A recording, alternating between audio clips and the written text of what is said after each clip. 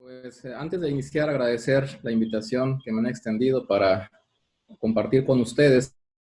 algunas ideas en torno al derecho humano a la salud dentro de este ciclo de conferencias que se van a desarrollar a partir de hoy,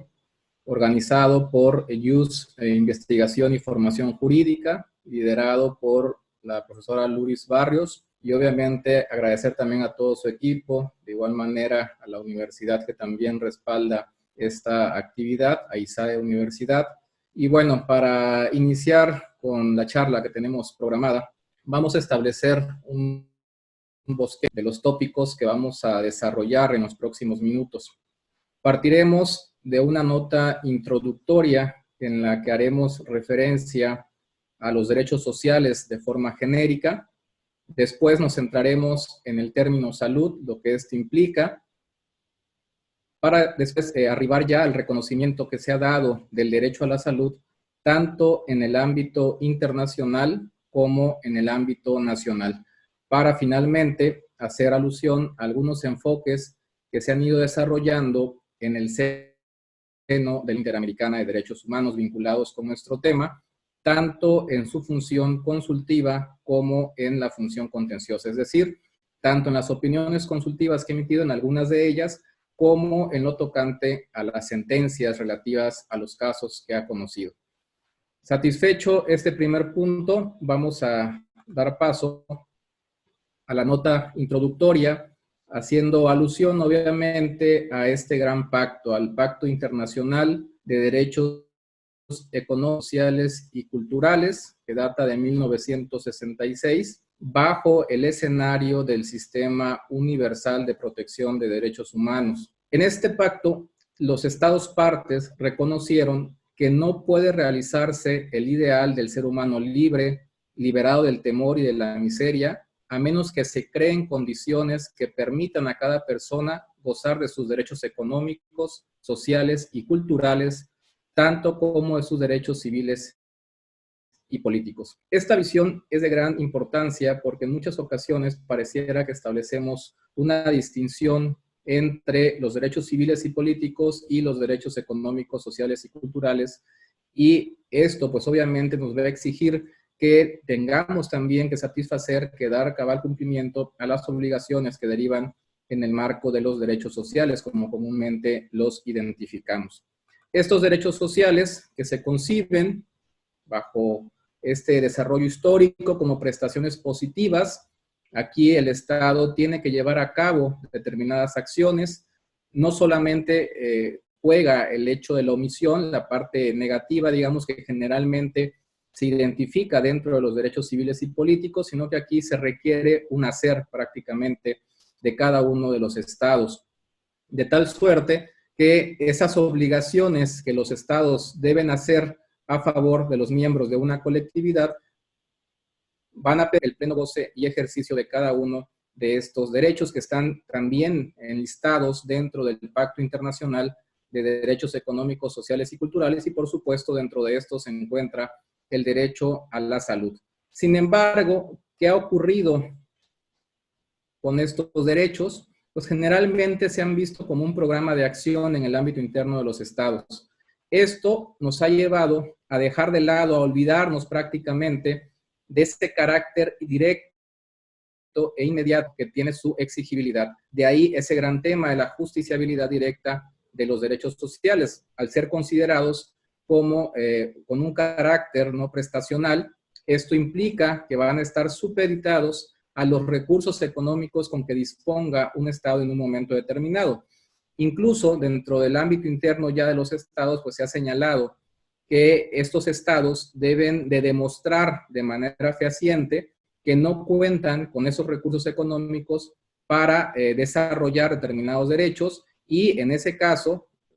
yendo incluso en ocasiones, como ocurre en el caso mexicano, en contraposición con algunos criterios de carácter internacional, se envía prácticamente la obligación del cumplimiento a los propios particulares. Hace algunos años, tratándose de uno de los derechos a los que nos estamos refiriendo, la segunda sala de la Suprema Corte de Justicia de la Nación hizo referencia precisamente a lo que acabo de mencionar, estableciendo que serán los particulares, ¿no?, con su esfuerzo y con su trabajo, quienes deberán dar cumplimiento a los mismos. Esto, obviamente, alejándose, decíamos, del contexto que se ha presentado en el ámbito internacional, de esos estándares que también van a encontrar un soporte principal en diversos instrumentos y de manera particular en la observación general número 14 del Comité de Derechos Económicos, Sociales y Culturales en el ámbito de las Naciones Unidas. A partir de ello, vamos a desarrollar el segundo bloque que nos corresponde, que es el relativo al término salud. ¿Cómo vamos a concebir a este vocablo tomando en consideración lo dispuesto en el preámbulo de la Constitución de la Organización Mundial de la Salud? En este documento se define a la salud como un estado completo de bienestar físico. Debemos de concebirla como la ausencia de afecciones o enfermedades, sino en un sentido mucho más amplio. Bajo este tenor, tenemos también que ir ubicando estos elementos que va a incluir el derecho a la salud. Encontramos en este rubro el acceso a una atención sanitaria que debe de revestir 4 características. Debe ser oportuna, debe ser aceptable, asequible y de calidad satisfactoria. Esto significa que los estados deben crear estas condiciones que permitan, que coadyuven a que las personas puedan vivir lo más saludablemente posible y que incluyan la disponibilidad garantizada de servicios de salud, condiciones de trabajo saludables y seguras, vivienda adecuada y alimentos nutritivos. Tenemos también, bajo esta visión que hemos establecido al inicio de la presentación, que hacer referencia a cuál ha sido el reconocimiento que se ha dado del derecho a la salud en estos instrumentos internacionales que forman parte tanto del sistema universal de protección de derechos humanos como de los sistemas regionales y de manera particular el sistema interamericano de derechos humanos al cual pertenecemos. Partimos entonces de una referencia dentro universal en la Declaración Universal de los Derechos Humanos, en el artículo 25, vamos a encontrar ya una mención de este derecho a la salud. Incluso tenemos también dentro de este marco el ya mencionado Pacto Internacional de Derechos Económicos, Sociales y Culturales, y a la par de este la referencia también a esta observación general número 14, que principalmente se va a enfocar a desarrollar algunos aspectos de este artículo 12 del Pacto Internacional de Derechos Económicos, Sociales y Culturales, que están vinculados con el contenido normativo de este dispositivo, también con las obligaciones de los estados partes, las violaciones, la aplicación en el plano nacional y también, finalmente, lo relativo a las obligaciones de actores diversos de los estados partes. Esto prácticamente conforma la estructura de esta observación general número 14 que decíamos, pues tiene su génesis dentro de este dispositivo número 12 del Pacto Internacional de Derechos Económicos, Sociales y Culturales. Pero además de ello vamos a encontrar diversos instrumentos ya sectorizados, ¿no?, abocados a temas en lo particular que van a hacer referencia precisamente a este derecho a la salud. Me refiero, por ejemplo, a la Convención Internacional vinculada con la eliminación de todas las formas de discriminación racial, esto dentro del artículo 5, inciso E. Tenemos también la Convención sobre la eliminación de todas las formas de discriminación contra la mujer, en el 12.1, la Convención sobre los derechos de las personas con discapacidad en el 25, la Convención sobre la protección de los trabajadores migratorios y sus familiares en el artículo 28, y finalmente la Convención sobre los derechos del niño en el artículo 24.1. Esto nos va a permitir englobar la primera vertiente de estos sistemas de protección, que es el Sistema Universal de Protección de Derechos Humanos. Tratándose ya del ámbito regional, vamos a partir incluso de la Organización de Estados Americanos, que como bien saben, data del año 1948, el 30 de abril, y de manera posterior, a los 2 días siguientes, tenemos la Declaración de los Derechos y Deberes del Hombre, en este caso ya dentro del ámbito regional de este sistema interamericano al que he hecho mención. La Carta Fundacional de la Organización de Estados Americanos alude al derecho a la salud en el artículo 34, inciso I, y en el 34, inciso L. Esto a partir de los objetivos básicos que se establecen respecto del desarrollo integral y de la defensa del potencial humano mediante la extensión y aplicación de los modernos conocimientos de la ciencia médica. Y también considerando estas condiciones que hacen posible una vida sana, productiva y digna. A partir de esto, encontramos lo relativo a esta Declaración Americana de los Derechos y Deberes del Hombre, que como ustedes saben, forma parte de lo que conocemos como el soft law, es decir, es una aspiración de la comunidad internacional que deberá ser interiorizada, adoptada por cada uno de los estados a partir de sus constituciones, a diferencia de lo que ocurre ya con los tratados que tienen fuerza vinculante atendiendo a la Convención de Viena sobre el derecho de los tratados, y que obviamente pues guardan distinciones de gran calado. Esta declaración también hace referencia, decíamos, dentro del artículo 11, al derecho a la salud,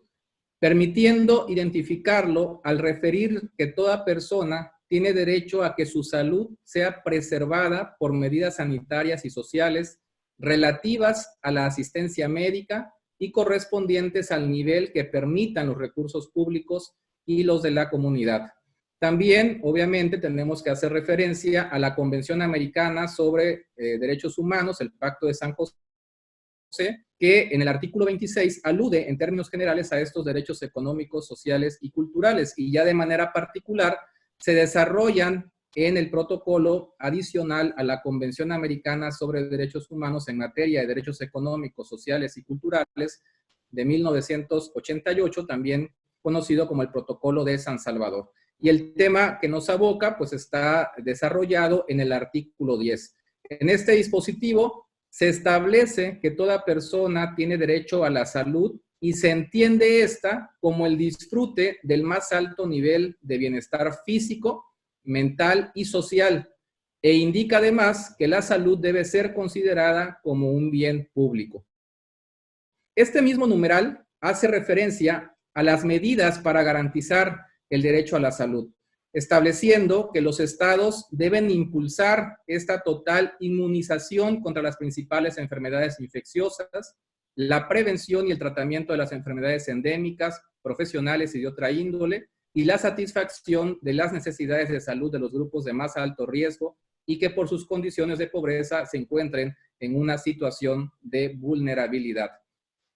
Además de lo ya referido, pues vamos a encontrar también algunos instrumentos especiales, ¿no?, vinculados con nuestro tema. De manera reciente tenemos esta Convención Interamericana sobre la Protección de los Derechos Humanos de las Personas Mayores, que en el artículo 19 alude de manera especial al derecho a la salud. Y bueno, ven también ustedes lo que ocurre en otros escenarios regionales, como es el caso del Sistema Africano de Protección de Derechos Humanos, a partir de esta Carta Africana de Derechos Humanos y de los Pueblos, que también menciona y desarrolla aspectos vinculados con el derecho a la salud dentro del artículo 16. Tratándose del ámbito nacional, y aquí es importante hacer alusión a los dos principales países, por un lado al de Panamá, toda vez que ustedes han organizado esta actividad, y por supuesto en el cual resido, del cual soy originario, que es México. Partiendo del caso de Panamá, dentro de su constitución, vamos a encontrar un capítulo dedicado exclusivamente a la salud, la seguridad social y la asistencia social. Este apartado de la Constitución de la República de Panamá comprende los artículos 109 a 117. Y dentro de estos dispositivos vamos a encontrar algunos aspectos generales que ustedes tienen ya en pantalla, partiendo principalmente de esta función que debe desplegar el Estado en cuanto al tema que nos atañe. Por un lado, haciendo referencia a que es esencial que el Estado vele por la salud de la población. Partiendo de esa visión macro, después aterrizamos a un escenario ya muy particular que tiene que ver con el individuo, con el ser humano, pero considerado como parte de esa colectividad, de esa comunidad. A partir de ello se establece que ese individuo tiene derecho a la promoción, protección, conservación, restitución y rehabilitación de la salud, pero también tiene la obligación de conservarla. Esto nos va a llevar incluso a una referencia dentro del ámbito constitucional panameño en cuanto a qué debemos entender por salud. Ese completo bienestar, nuevamente bajo los 3 estadios que hemos mencionado: físico, mental y social. Se determinan de igual manera las diversas actividades que le corresponden al Estado en materia de salud. Menciono solamente algunas de ellas: desarrollar una política nacional de alimentación y nutrición, promover la disponibilidad, el consumo y el aprovechamiento biológico de los alimentos adecuados, capacitar al individuo y a los grupos sociales mediante acciones educativas que difundan el conocimiento de los deberes y derechos individuales y colectivos en materia de salud, entre otros, que ustedes pues tienen ya prácticamente en la presentación y que seguramente conocen, ¿no?, en mayor medida que un servidor, en función de que corresponde a su ley fundamental. Tratándose del caso mexicano, nosotros tenemos el artículo 4, en el cual encontramos diversos derechos y entre ellos se encuentra precisamente dentro del párrafo 4 el derecho a la protección de la salud. Y además, este dispositivo constitucional establece que las leyes correspondientes van a establecer ya las bases, las modalidades para el acceso a los servicios de salud, y va a establecer también en esta materia la concurrencia entre los diversos órdenes que integran nuestro Estado federal, hablando de la federación y de las entidades federativas de manera específica, y además nos va a remitir a un dispositivo que se refiere a las facultades del Congreso de la Unión, que es el artículo 73 constitucional, que en su fracción 16ª alude también al Consejo de Salubridad General, que obviamente en el escenario que nos encontramos actualmente pues tiene un rol protagónico. A partir de ello, pues los órganos jurisdiccionales en el caso mexicano han ido interpretando, han ido atribuyendo sentido a estas disposiciones de carácter constitucional y de carácter legal, y han arribado a algunos temas que han desarrollado, ¿no?, en términos muy específicos. Hay que decirlo, no hay todavía un entramado, ¿no?, de criterios vasto en esta materia. Hay de manera accesoria, ¿no?, pero no que se enfoquen a desarrollar de forma particular lo concerniente al derecho humano a la salud. Encontraremos algunos, como los que presento enseguida, que tienen que ver con las dimensiones de este derecho. Por un lado, la dimensión individual o personal, y por otro lado, la dimensión pública o social. Cuando hablamos de la primera de ellas, la dimensión individual o personal, nos estamos refiriendo a esa obtención de un determinado bienestar general integrado por el estado físico, mental, emocional y social de la persona, del que deriva además el derecho fundamental consistente a la integridad físico-psicológica. Y aquí comenzamos a ver cómo el derecho humano a la salud va a encontrarse interrelacionado de manera estrecha con el derecho a la vida, con el derecho a la integridad personal. Eso incluso se ha visto también en los criterios que ha ido formulando la Corte Interamericana de Derechos Humanos en su función contenciosa y en su función consultiva. Por otro lado, tenemos la dimensión pública o social, y aquí nos vamos a centrar en este deber que tiene el Estado mexicano, de atender estos problemas de salud que afectan a la sociedad en su conjunto y de establecer estos mecanismos que van a permitir que las personas tengan acceso a los servicios de salud. Y además, se hará referencia a estas acciones que se deben emprender y que se constituyen como esenciales para alcanzar ese objetivo. Entre ellas, las políticas públicas que deben ser desarrolladas. Sabemos que a la par de los cuerpos normativos vamos a encontrar este aparato de políticas públicas que tienen todo un ciclo que debe de satisfacerse de manera integral. También se alude a los controles de calidad de los servicios de salud, a la identificación de los problemas que afectan la salud pública, entre otras cuestiones que se deben de considerar dentro de tales acciones que debe llevar a cabo el Estado. Tenemos dentro de las obligaciones, y aquí hay que hacer un paréntesis también, en función del propio desarrollo que ha tenido este tema dentro del aparato constitucional, en función de la reforma en materia de derechos humanos del 10 de junio de 2011, en el cual dentro del artículo primero se alude a esas obligaciones de las autoridades y deberes del Estado, tratándose de derechos humanos. Por un lado, obligaciones de las autoridades, promover, proteger, respetar y garantizar derechos humanos, y por el otro, lo relativo a la investigación, la reparación, la prevención de violaciones de derechos humanos. Esto nos va a permitir establecer esta doble vertiente sobre las cuales se van a desarrollar las obligaciones del Estado. Por un lado, crear esas condiciones que aseguren a todas las personas la asistencia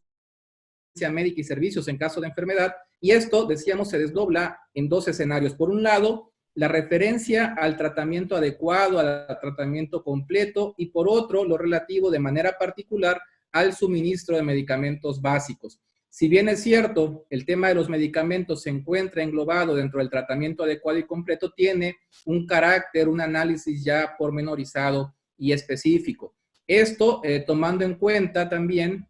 lo relativo a la no discriminación, esta no distinción que trae como consecuencia un demérito, una afectación a los derechos humanos, y que no se encuentran basadas obviamente en cuestiones objetivas, sino que están ligadas con categorías sospechosas. En este caso, se establece también que el Estado no puede negar de manera regresiva estos medicamentos a quien lo requiera, ni otorgarlos de forma discriminatoria, una vez que tienen ya la calidad de medicamentos básicos. Pero esto no se queda, digamos, en este escenario, sino que ha ido escalando a cuestiones más amplias que incluso se alejan, ¿no?, de este carácter básico al que se ha hecho referencia.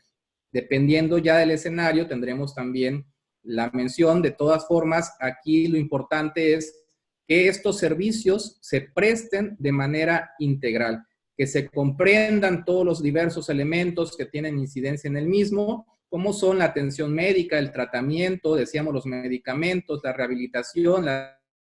licencias, por mencionar solamente algunos de ellos. Y también se ha hecho alusión a temas especiales. Aquí podríamos mencionar varios, ¿no?, como aquellos ligados con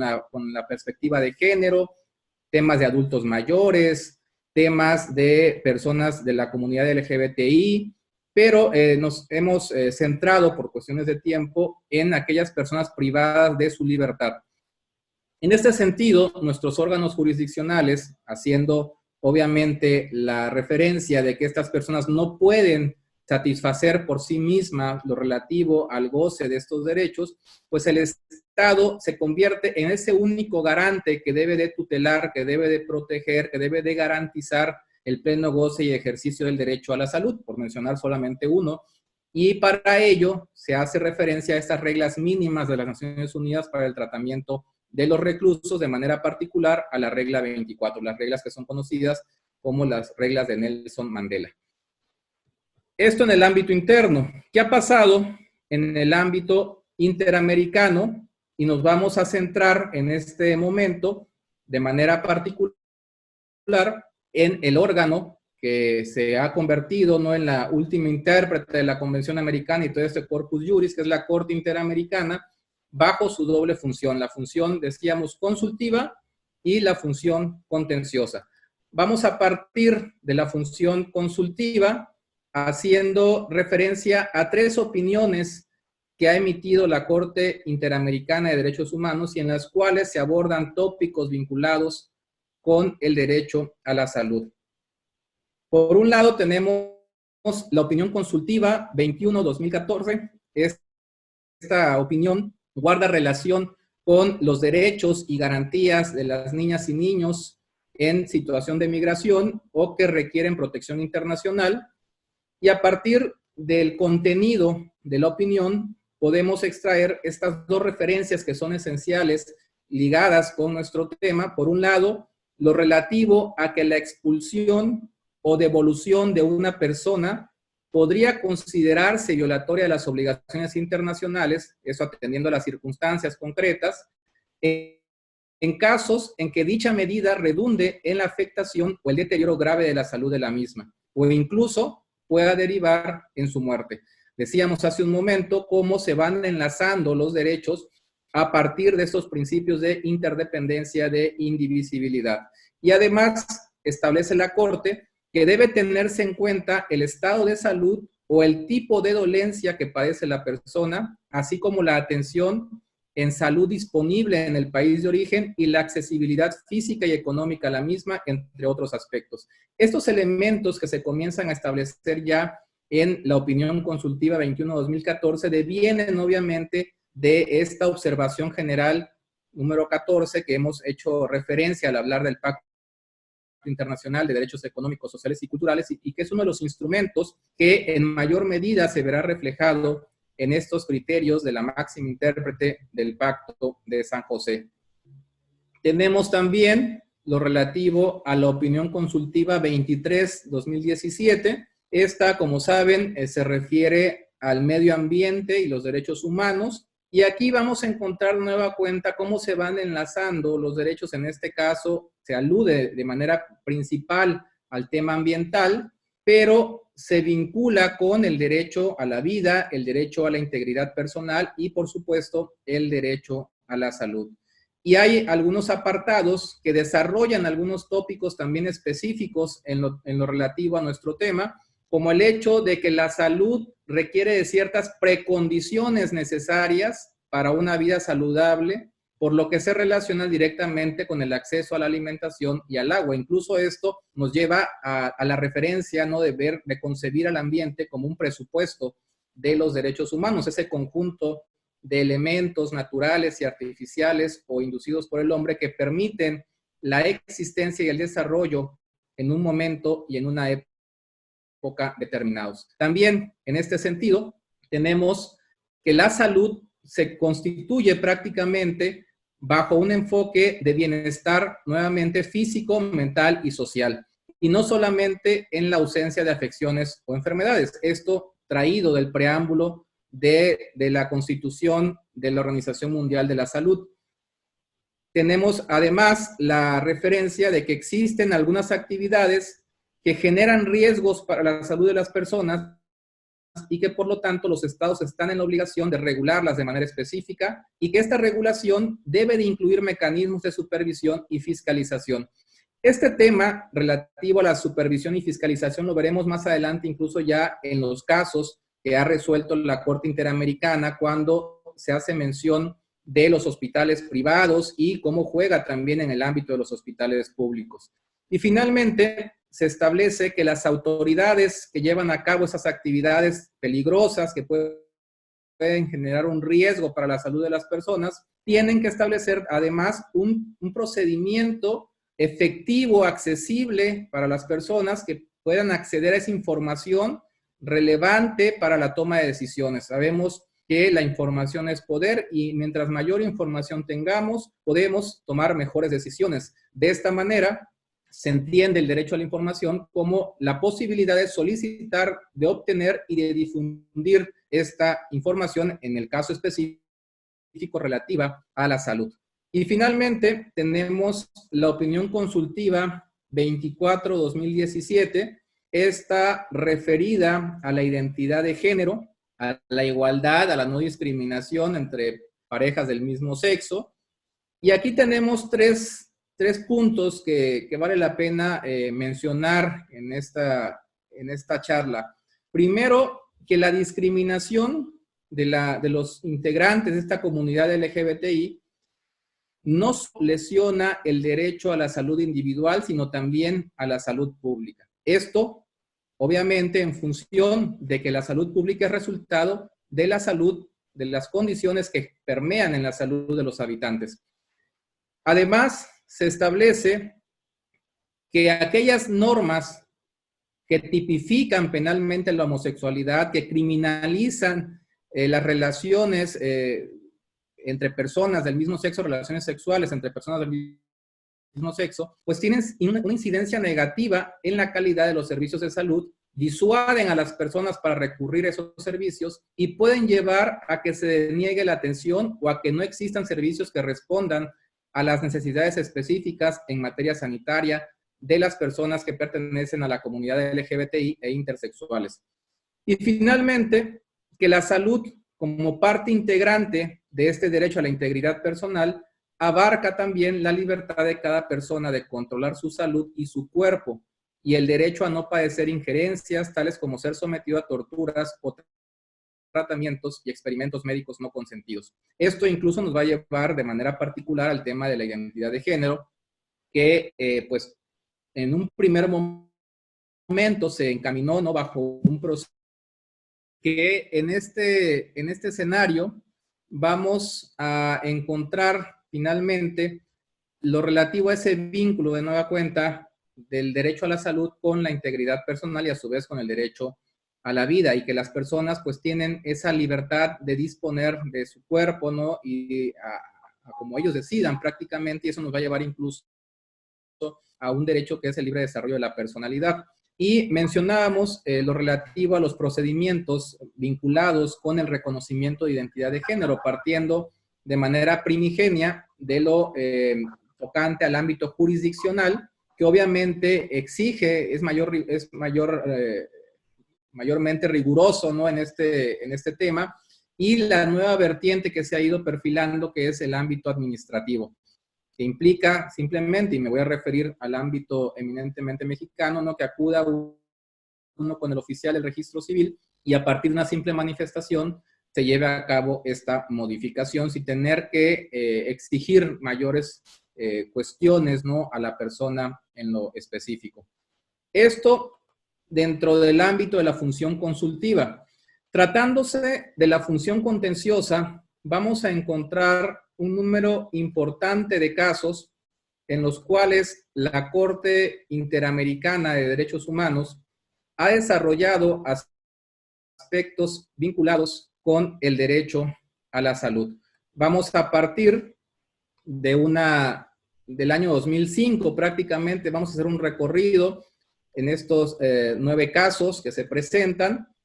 que inician a partir del año 2005 y el último de ellos data del año 2019. En un primer momento encontramos el caso de la comunidad indígena Yaqui Axa versus Paraguay. En este caso, la Corte Interamericana estableció que las afectaciones especiales de este derecho y aquellas vinculadas íntimamente con el mismo, como tienen que ver también acá derechos como el derecho a la alimentación, el acceso al agua limpia, van a impactar de forma aguda en el derecho a una existencia digna y las consecuencias básicas además para el ejercicio de otros derechos humanos como el derecho a la educación o el derecho a la identidad cultural. En el segundo caso, el caso de la comunidad indígena Saguayamaxa versus Paraguay, recuerden que esto tiene que ver con el Chaco paraguayo, prácticamente en esa región se desarrolla este caso. Un punto importante que determina la Corte Interamericana de Derechos Humanos es que la legislación por sí misma no es suficiente para garantizar la plena efectividad de los derechos que protege el Pacto de San José, los derechos reconocidos y protegidos por la Convención Americana sobre Derechos Humanos, sino que comporta además la necesidad de una conducta gubernamental que asegure la existencia en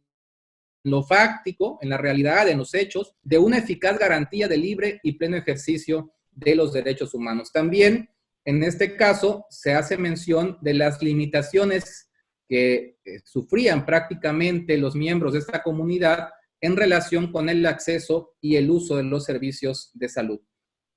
Tercer caso, caso Jiménez López versus Brasil. En este caso, la máxima intérprete de la Convención señaló que la salud es un bien público cuya protección debe estar a cargo de los estados y que estos tienen la obligación de prevenir que terceros interfieran de manera indebida en el goce de los derechos a la vida y a la integridad personal que se vulneran particularmente cuando una persona se encuentra bajo tratamiento de salud. También consideró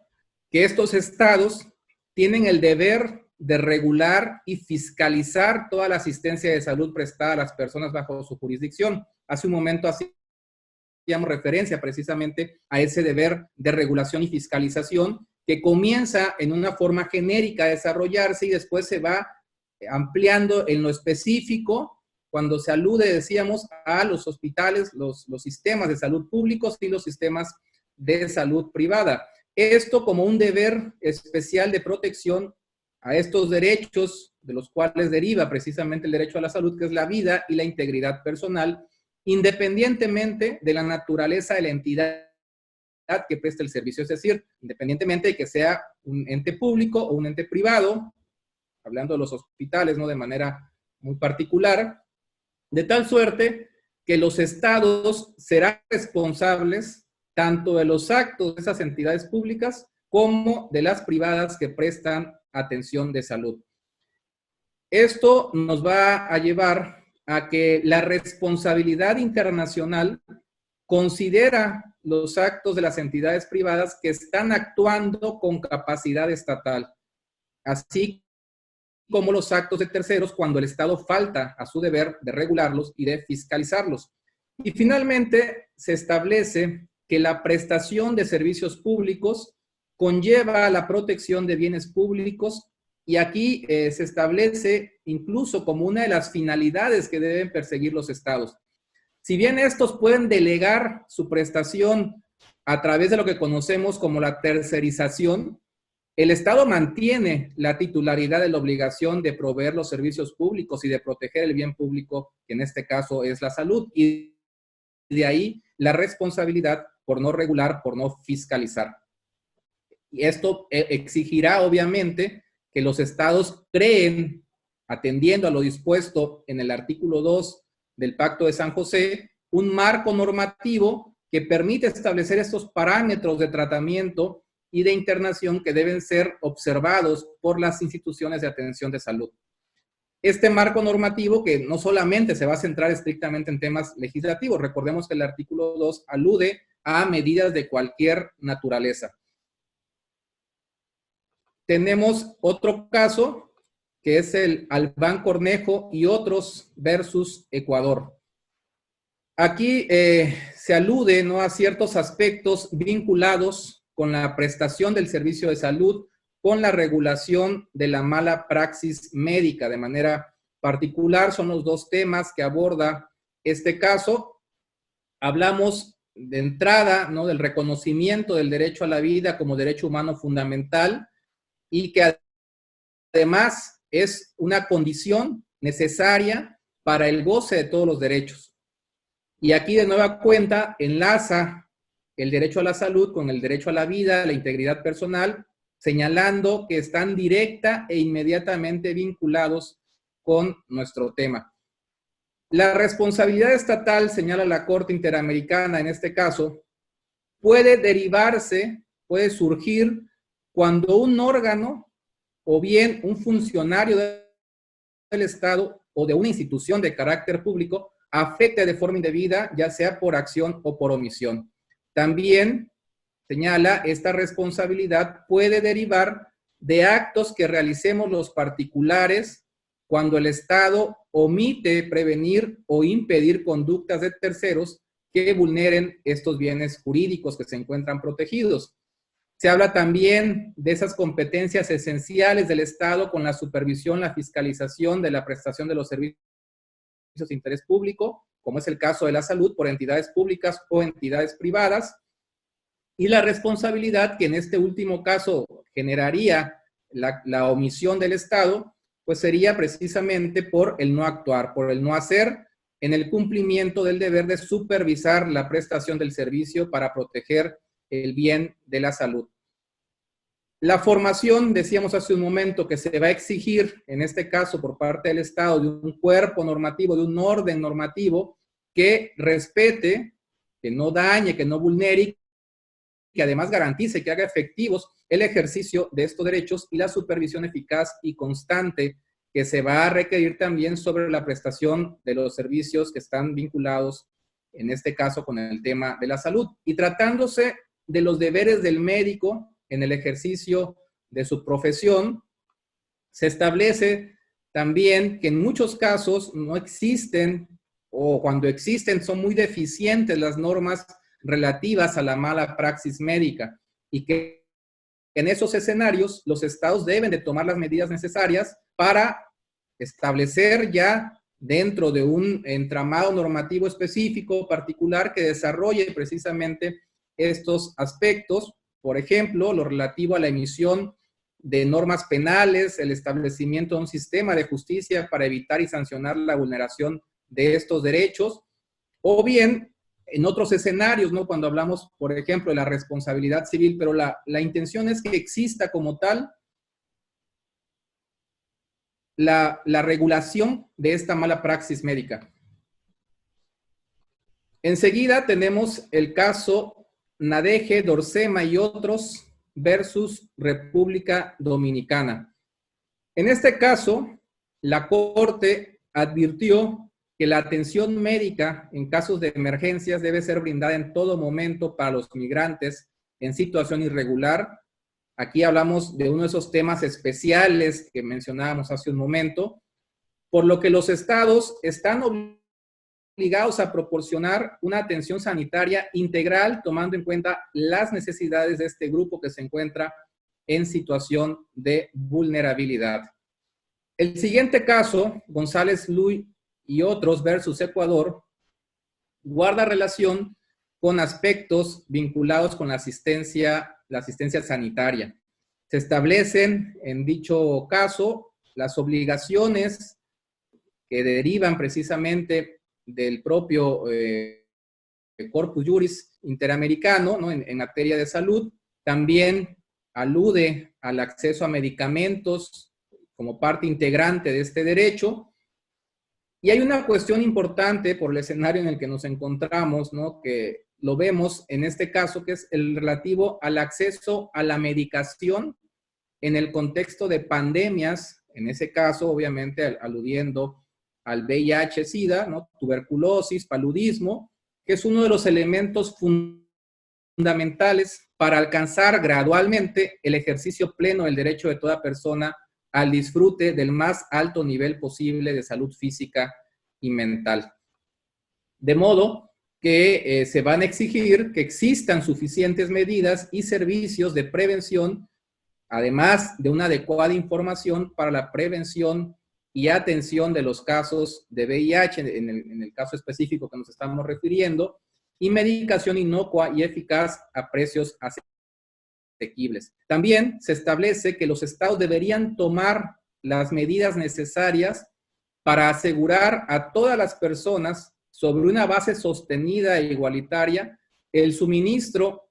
y la accesibilidad a bienes de calidad, servicios e información para la prevención, tratamiento, atención y apoyo del VIH-Sida, incluidos, en este caso, la terapia antirretrovírica y otros medicamentos, pruebas diagnósticas y también tecnologías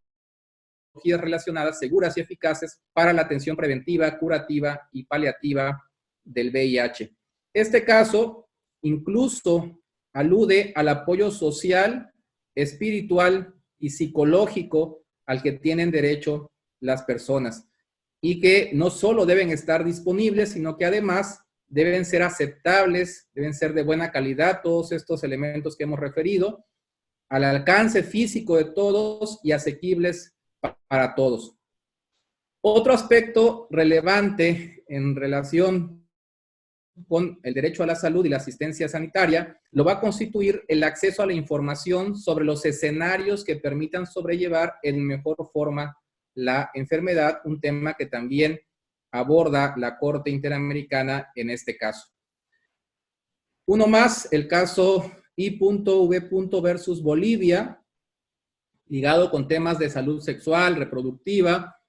que van a constituir una expresión de la salud que tiene, pues obviamente, particularidades, implicaciones para las mujeres debido a su capacidad biológica relativa al embarazo y al parto. Aquí se establece que la falta de salvaguardas legales para tomar en consideración la salud reproductiva puede resultar en un menoscabo grave de la autonomía y la libertad reproductiva, que los estados, en consecuencia, deben garantizar el acceso a la información en temas de salud, sobre todo en relación con la salud sexual y reproductiva, cuya denegación muchas veces ha significado una barrera para el ejercicio pleno del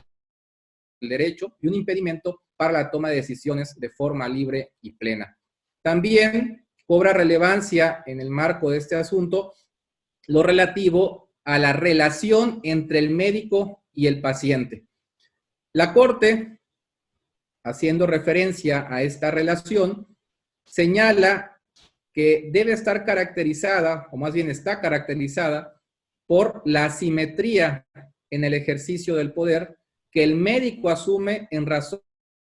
de su conocimiento profesional especializado y del control de la información que conserva.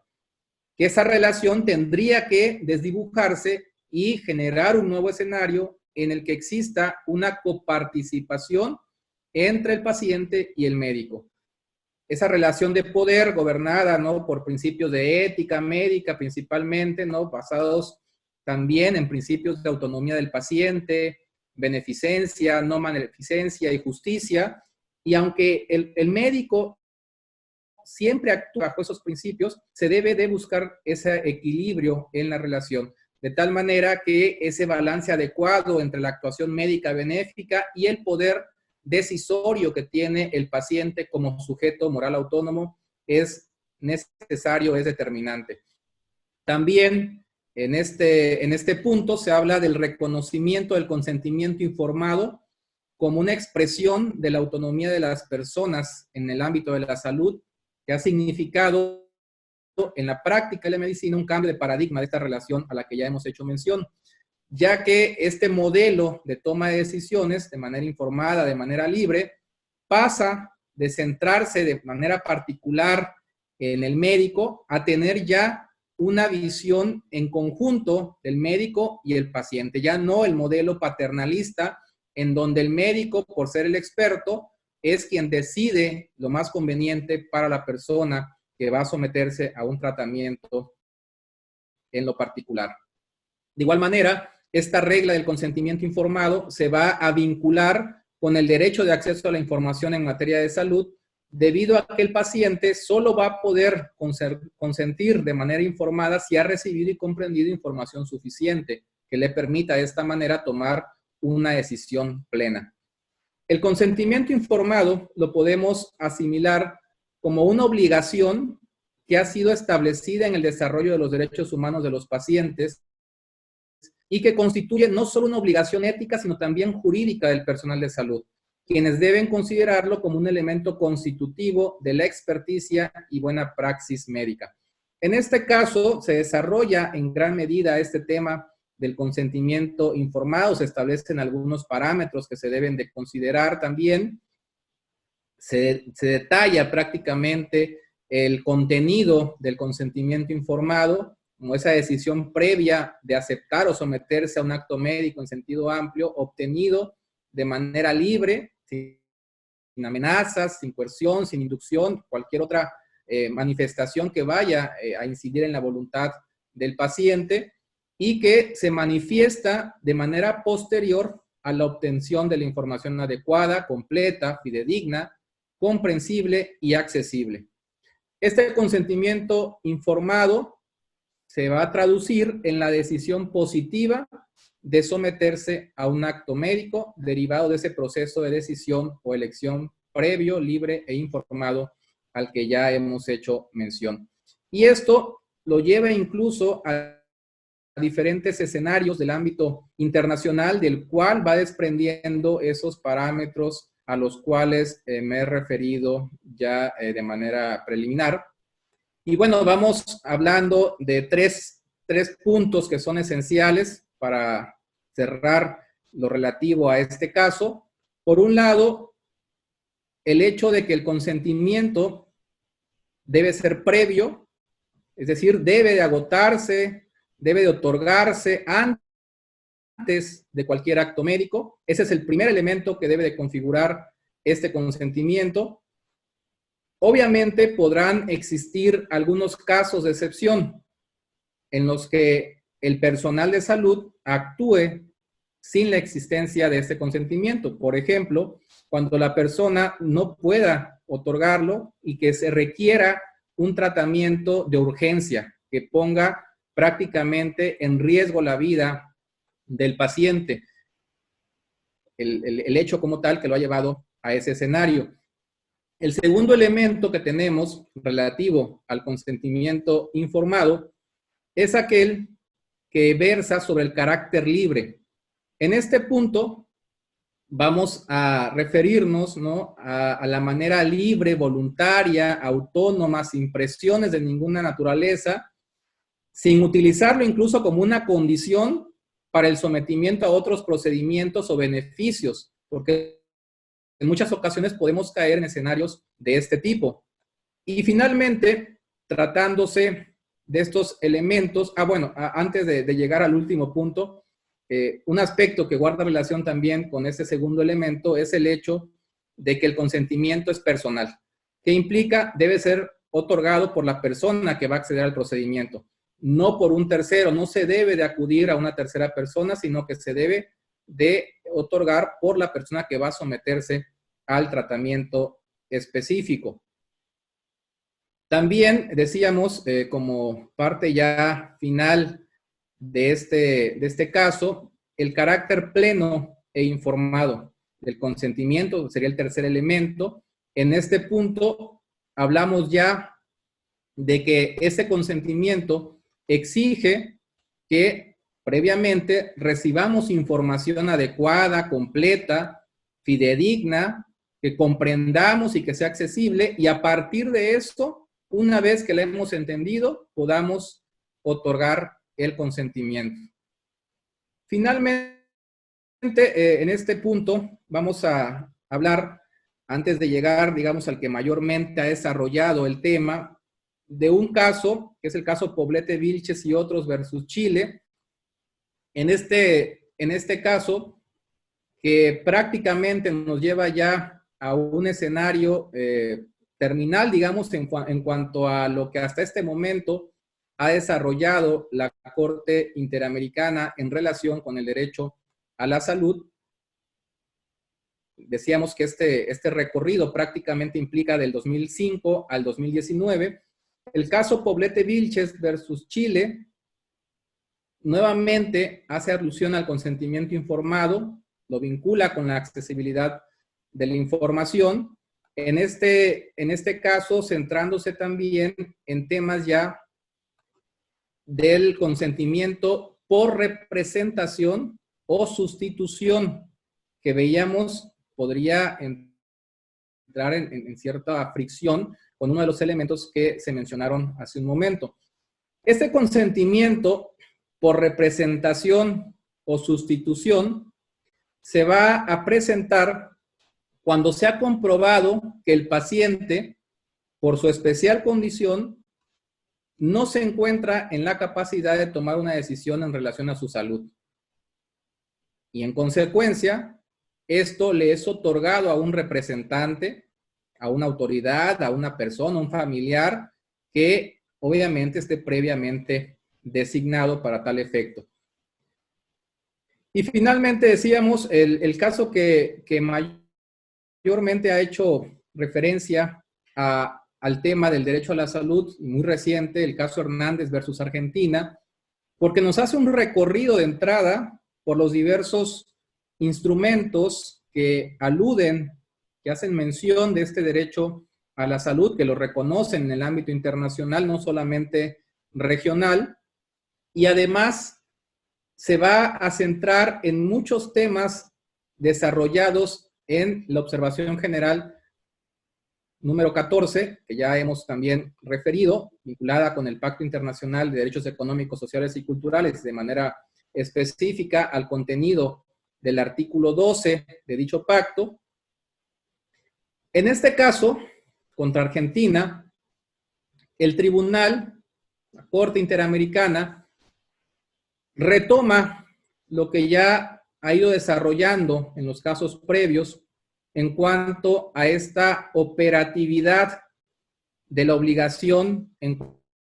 cuanto a la regulación y la fiscalización que ya hemos mencionado, pero aquí centrándose también en cuestiones ligadas con entes públicos, no solamente con entes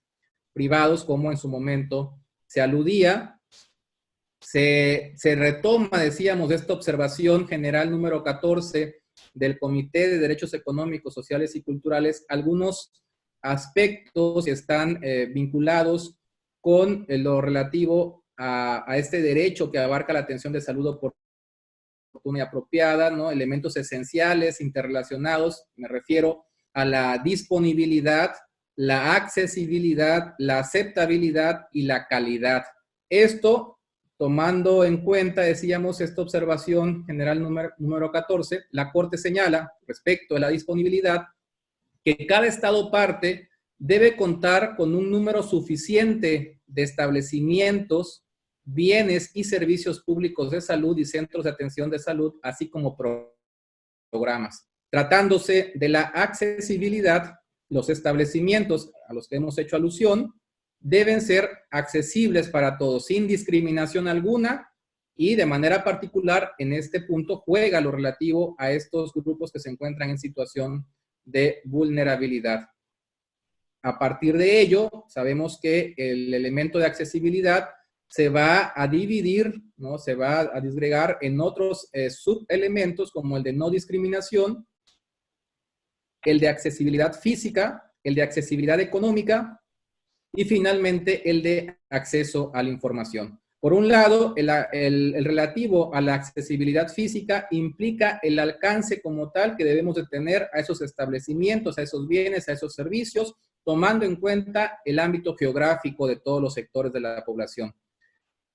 La accesibilidad económica, los costos tanto directos como indirectos que se generan en esos establecimientos, en esos bienes y en esos servicios, los pagos por servicios de atención de salud y los servicios relacionados con los factores que determinan, ¿no? este ámbito basados en un principio que es el de equidad. Y finalmente, el acceso a la información, decíamos solicitar, recibir o recabar y difundir información en materia de salud, y además aquí juega también un rol protagónico lo relativo a la protección de los datos personales, que deben ser obviamente tratados con confidencialidad. Otro elemento, el de la aceptabilidad, nos va a llevar a que estos establecimientos, bienes y servicios de salud deban ser respetuosos de la ética médica y culturalmente apropiados, es decir, que también respeten la cultura de las personas, de las minorías, de los pueblos, las comunidades, y a partir de ello, pues se habla también de estos requisitos del género, el ciclo de vida, ¿no? Que deben estar concebidos para respetar la confidencialidad y mejorar el estado de salud de las personas. Y finalmente, el elemento de calidad. Además de aceptables desde el punto de vista cultural, estos establecimientos, bienes y servicios deben ser apropiados desde el punto de vista científico y médico, es decir, tienen que ser de buena calidad. Esto va a exigir personal médico capacitado, medicamentos, equipo hospitalario científicamente aprobados, en buen estado, incluso agua limpia, potable, ¿no? Condiciones sanitarias que sean adecuadas también a lo que se exige en el escenario en concreto. Y bueno, con esto, pues prácticamente cerramos la participación. Estamos cierto que es una tarea inacabada lo que se ha presentado, ¿no? Todavía hay diversos tópicos que se van a ir desarrollando en este tema. Nos hemos querido centrar en algunos aspectos vinculados con el ámbito interamericano, principalmente la Corte Interamericana, a partir de lo cual, pues, vemos cómo ha tenido injerencia lo relativo a la observación general número 14 en el marco del sistema universal dentro de los sistemas regionales y de manera específica en el sistema interamericano al cual pertenecemos. Esto, más adelante, vamos a generar una publicación. Si alguno de ustedes también tiene interés, más adelante lo haremos de conocimiento con la profesora Luis Barrios para que ustedes puedan también tener a su disposición esta obra que estamos trabajando relacionada con el derecho humano a la salud. Pues bueno, muchas gracias y quedo a su disposición.